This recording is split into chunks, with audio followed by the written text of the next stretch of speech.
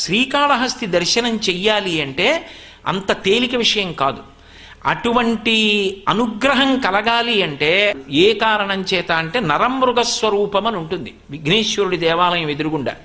ఆ నరమృగ స్వరూపాన్ని స్పృశిస్తారు.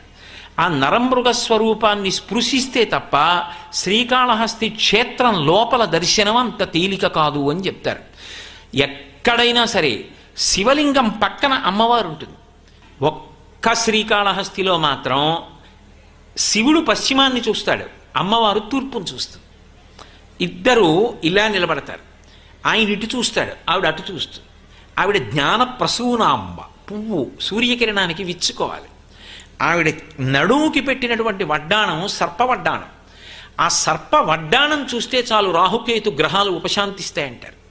అంత శక్తివంతం జ్ఞానప్రసూనాంబ.